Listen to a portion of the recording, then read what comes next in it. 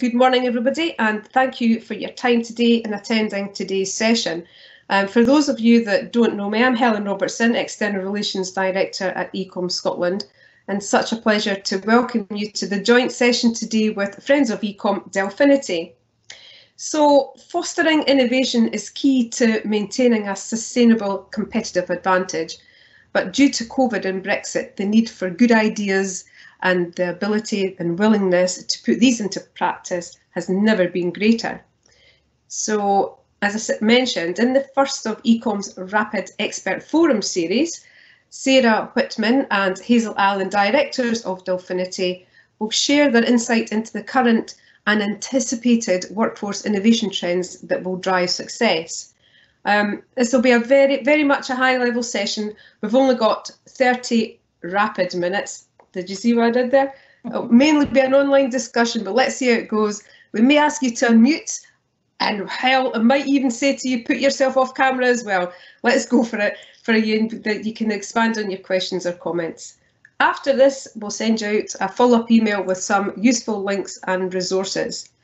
In your joining notes, we sent some cues for you to answer and consider the answers to, or indeed just comment on them. I'll pop them into a chat in a wee minute, and you can just, if you have any comments or if you have any thoughts, then please feel free to share with the group. Now, a wee bit about Delfinity. Founded in 2016, Delfinity is a Scottish business consulting firm based in the northeast of Scotland, delivering expert, strategic and operational support to SMEs. Delfinity has gained a reputation for clear and pragmatic advice. The company works with clients across Scotland, from community organisations and startups to multi-site businesses. Delfinity's directors are experts in strategy, finance and HR who started their careers with industry before moving into business consulting and forming ultimately Delfinity. And a wee bit about eCom Scotland. eCom Scotland support businesses and organisations in the public, private and third sector with customised learning solutions. eCom started 24 years ago. We're based in Dunfermline, although not at the moment. We're about 40 of us are home working, and we still continue to support our new clients, our current clients, locally, nationally and internationally. Okay, so here's the next slide is the agenda. You got the agenda there? There we go. Back onto that. That's fantastic. That's great. So without further ado, I'm going to now introduce our two presenters today, Hazel Allen and Sarah Whitman, who will give us a rapid overview on workforce innovation with a couple of case studies, examples as well. Thank you, and over to you both. Thank you, Sarah. Thank you, Hazel. You want to take it back to the beginning of those screens there, please, Scott? There you go. Thanks very much indeed. Scott, can you pop up the next slide, please? Thank you very much. So my name is Hazel Allen. I'm one of the founding directors of Delfinity. You can see the four of us there. And as we've said, Delfinity are about the clarity and confidence to take action. So we have a wide variety of clients. And in the context of innovation, I think there's two things I'd say. One is that we've all sat on the other side of the desk. So we've all come out of industry, run departments, deliver to corporate goals, and we understand the busyness, the pressure, and indeed sometimes the risks of innovation. Innovation isn't easy, because if it was easy, we'd all be doing it all the time. And I think what we want to do here today is to explain that for us, innovation is about what is new for your organisation. We always promote solutions that we've seen implemented or have implemented elsewhere that have been successful, so we help de-risk them, and we give you the confidence that innovation will work for you. So you'll see that Sarah will go through some case studies where we have worked with clients to implement solutions that are innovative to them and work for them. And I think in the context of COVID and indeed in Brexit, we've all forgotten about Brexit, haven't we? What we're really seeing here is that innovations that have been around for a while in commerce and industry are actually now very much coming to the fore. So COVID has crystallised and catalysed the need for us all to be innovative, and many organisations have in fact innovated very successfully through COVID. And we will need to continue that pace of change in a new environment where COVID will linger and where we are all moving in now to the somewhat unknown world of Brexit. And even if we don't export ourselves, it's going to affect us all in one way or the other. And next slide, please. So I think just to say briefly about innovation, there's no point in changing what doesn't need changing. Innovation is about better performance from your people, better productivity from your people, and more, therefore, more profits. Or if you're a social enterprise, more outcome.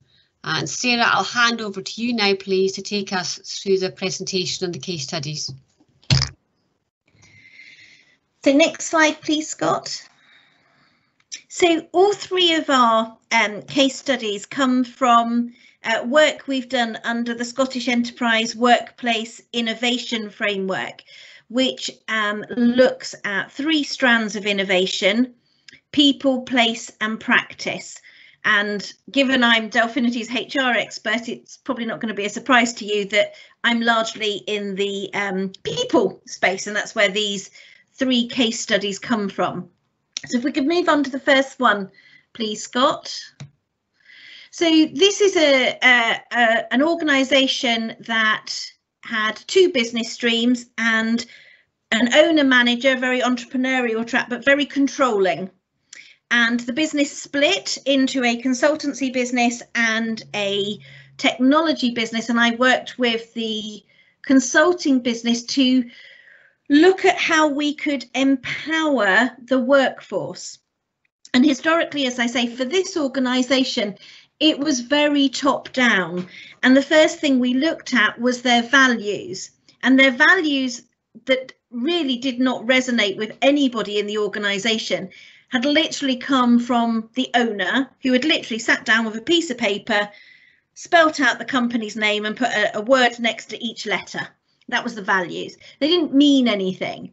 So the first piece of innovation for them was actually involving employees in decisions. So we held a number of workshops that we facilitated that introduced a bottom-up approach to creating new values. We then worked with the management team to embed those into much more simplistic processes, but processes that built on the feedback that we had received from the employees. So every step of the process that we worked with them, the employees were involved. And that, for that organisation, was innovative, because employees had not been involved in any decision up to that point. It was very much done to them. And the result is that, you know, they've now got, they've grown from 30 to 50 employees, and even through COVID, they are working much more effectively than they were before. So the next one, please, Scott. So the next one is a much bigger organisation. We're now looking at about 3,000 employees. It's a food group, and they have grown over the last few years through acquisition. And one of the challenges when you grow your business through acquisition is that you end up bringing a number of established brands into one business. And they hadn't really done very much to create a group feeling. So all of the individual businesses maintained their own brands, but they also maintained all of their local identities. They appointed a new HR director, and the project I was involved in was to review their induction processes to see how we could combine a group approach with a local approach. So you didn't want to lose your local reputation, name, but you needed to make them see that they were part of something much bigger, and certainly for the professional roles, that there was potentially a career across the organisation. So I pulled on activities that I did when I was within industry, within a multi-site business, and redesigned their induction process to include a video from the group MD that every new starter would witness before they started the rest of their induction. Also in videos from members of the management team. So again, they're starting to see not only their local team, but this wider team. We combined all of the practices that could be combined. So there was one group policy, and then we had the local policy. And this again, as Hazel said, it was something I had done previously within industry, and I knew that it worked. But for them, it was a new way of thinking. It was lifting them out of their site thinking and into this, we are part of a much bigger group now. And what are the benefits to being part of a 3,000 employee company, as opposed to my factory, which maybe has 200 or 300 employees on it? And what are the opportunities that that brings? And finally, if we move on to the next one. So this is a very small startup business. They're about 2.5 years old, and they design gaming technology largely for the betting industry. So that's quite a difficult industry to sell to new recruits. And their workforce, it was fairly small, but it was 100% male and 100% white. And what they wanted to do was try and attract a more diverse workforce and improve the quality and quantity of candidates that they had to choose from, because they were struggling. And again, a very simple piece of work that I did with them was actually just to completely change the language that they were using in their recruitment processes. Language like startup, put some people off because it sounds very risky. If we change that to a growing business, again, it suddenly feels more positive. And historically, we know that women and Asian and ethnic minorities generally do not apply for risky businesses or businesses that they perceive as risky. So if you can change the language, we also made it a lot more professional. They talked about spinny chairs and pool tables, making it feel quite laddish, which again would put off certain candidates. So by taking that language out and replacing it with, this is a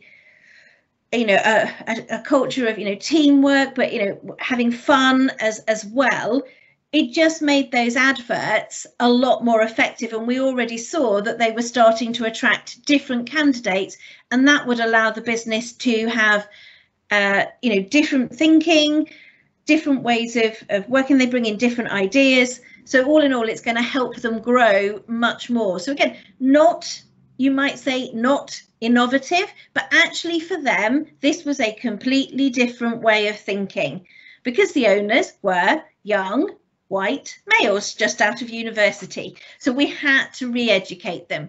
So our key message, as Hazel said, about innovation is it doesn't have to be the new gadget. It doesn't have to be the iPhone, the Apple Mac.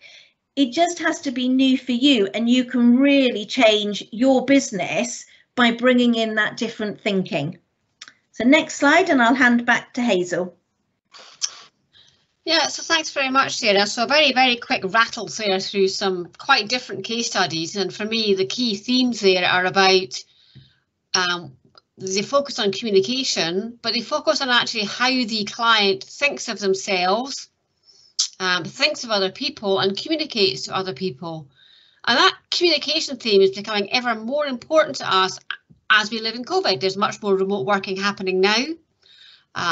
Our expectation is we won't all just go back to the office or wherever, that actually remote working will continue, and it will continue to be a challenge, and how to ensure that people maintain their mental health and well-being, which again is very largely about communication, about changing the culture. So it's how to pull these pieces together and help yourselves to think differently, and then to put that difference into action in a way that benefits your company. These are the key themes that we see going forward, and taking the learnings from a company like eCom, which has focused very much on delivering systems that support improved communication, improved transfer of information to enable people to work in a way that benefits the company overall. And I think we've just managed to time ourselves beautifully now that we can go on to the question and discussion session. Thank you. Hand back to Helen. Fantastic. Well, that was rapid indeed. Thank you very much, both of you, for keeping to time. So, OK, now I know Nick, you're not quiet, and you can pretend to be, but I know you and I've known you very well for a long time. So, Nick, have you got anything that you would like to add, ask, your thoughts, your any challenges that you've been having? Well, obviously, thanks for that introduction to start with. So, yeah, I mean, I think the big question is going to be our mental health going forward. I think that all of us are facing a new future, and Bright Purple, well, one of my companies, Bright Purple, are remote for the first time, and actually we're doing better than when we weren't remote. So we've already made a strategic decision that we'll end our lease on our offices next year when the lease comes up for renewal. We're already developing a strategy for a new Bright Purple 2021.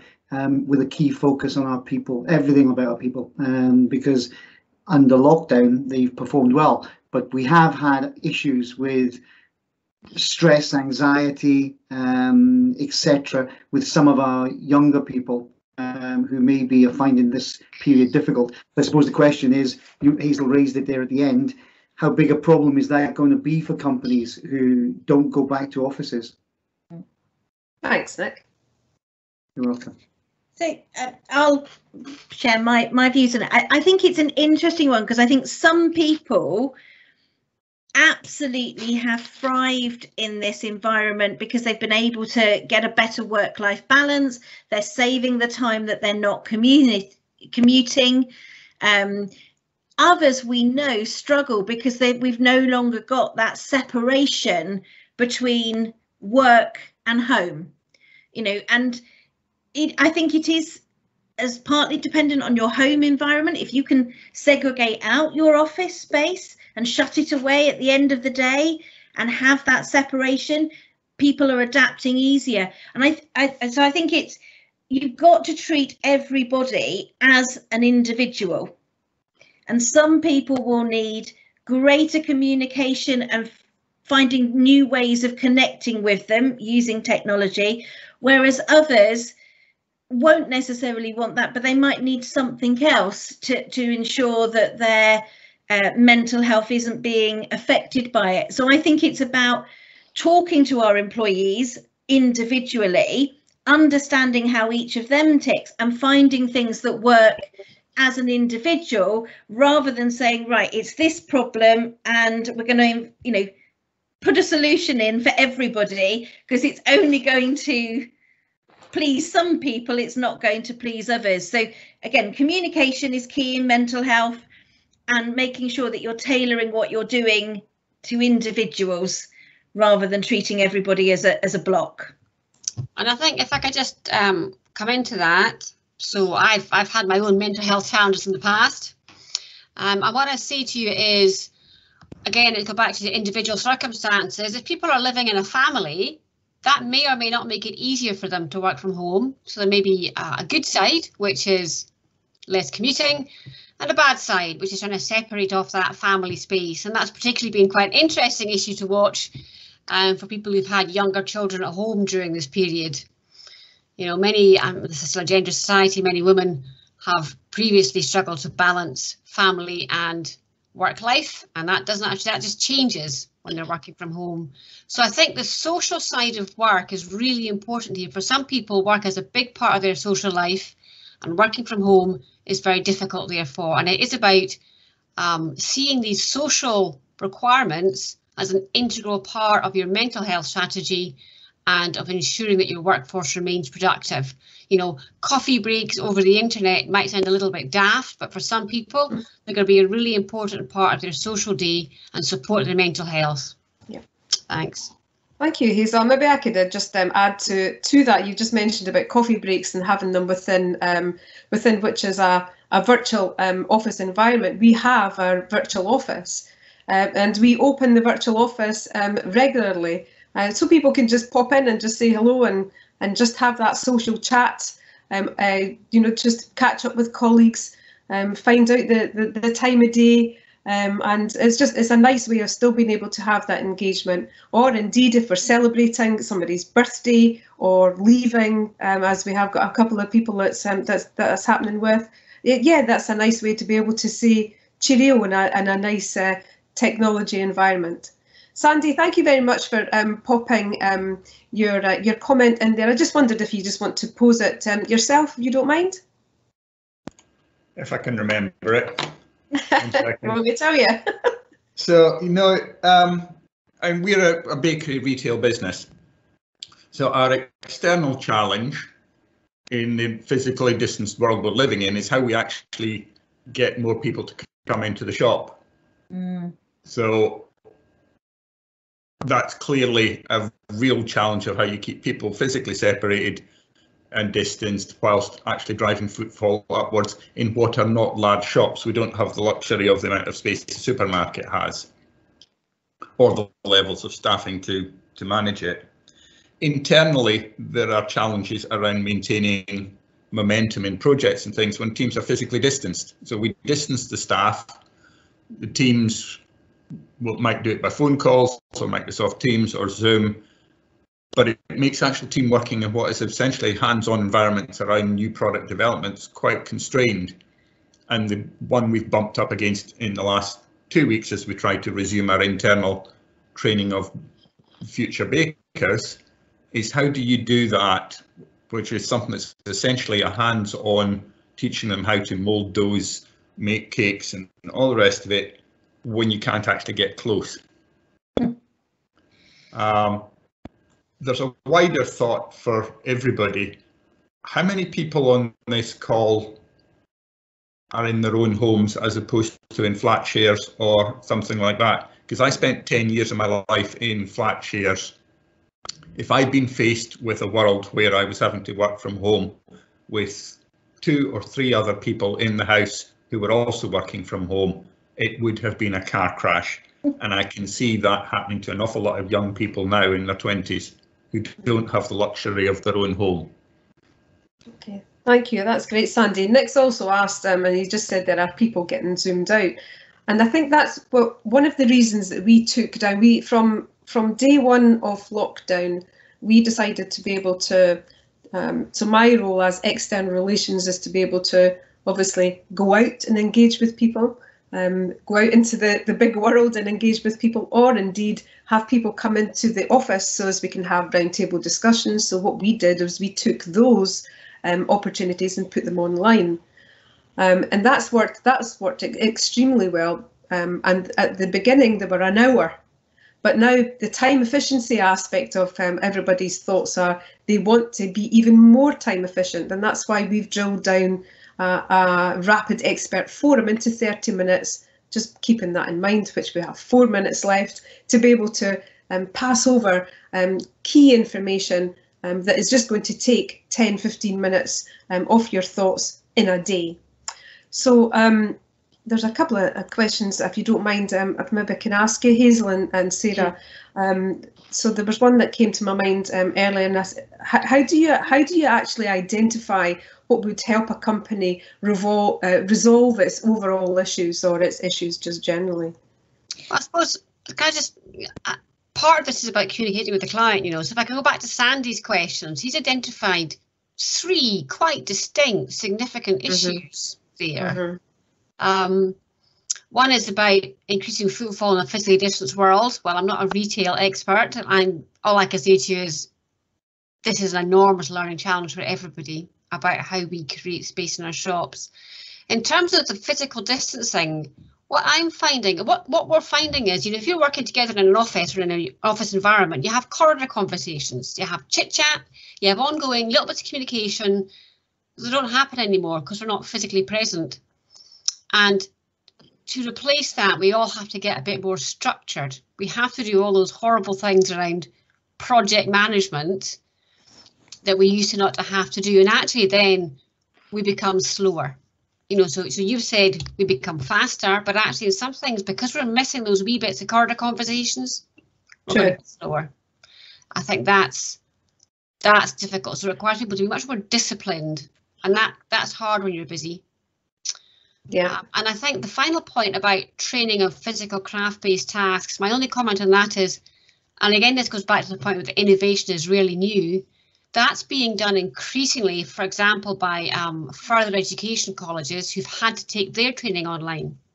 So I think the answer to how we help a client is, we look across and decide and think, where is something that is working already that we can bring to you and adapt for your business? And so I would encourage you, Sandy, if you've got a local further education college and you're training your apprenticeship makers, talk with them about how you can actually improve your training processes when you're not actually physically there, because they will be facing the same challenge, and we have peer learning that can allow you to help. Fabulous. That's a great insight. Linda Steedman, our Chief Exec, has joined in the session this morning as well. Linda, any insights before we wrap up? Yeah, well, just to let you know about the mental health and the way that we've been working with, because we've had a number of students who have come in over the summer and this has been their first job. And so, part of the working etiquette of being able to get up and attend every day has been a novelty to them. And some of them are in flat shares and have had, and they're all got people working from home. And it's about trying to work with them as individuals, as we said, and try to identify what works for them. So it might be that they worked a different time. They might have had they might have decided to work afternoon and early evening, rather than in the morning when they had other people working in the same flat that had calls to do or that would disrupt their time. We also had put in place a check-in and check-out time, so online, so that people knew when they were starting their work, when they were finished, so that they could actually avoid the overwork or anybody thinking they were under time. And as Helen says, we've got the virtual office available, but we also provided each person with a buddy, and that buddy was there to support them. Yeah. So I hope, Helen, that answers your question. Yeah, absolutely. Thank you very much. So, conscious that those 30 minutes have passed pretty rapidly, thank you very much, I would have to say, for everybody joining today and for participating in the chat. This is the first one in the Rapid Expert Forums. The next one is on September the 2nd, next week, with Scottish Enterprise. So Annalene Swan from Scottish Enterprise is going to join us to give us some support advice on implementing learning technologies. So thank you very much to Sarah and Hazel for your support today. Thank you all for attending. I'll be in touch with a follow-up email with some useful links and resources. I hope that's been a good use of your time today, and have a good day. Thank you very much, everybody. Bye-bye. Bye. Bye. Thank you. Thank you. Goodbye. Bye.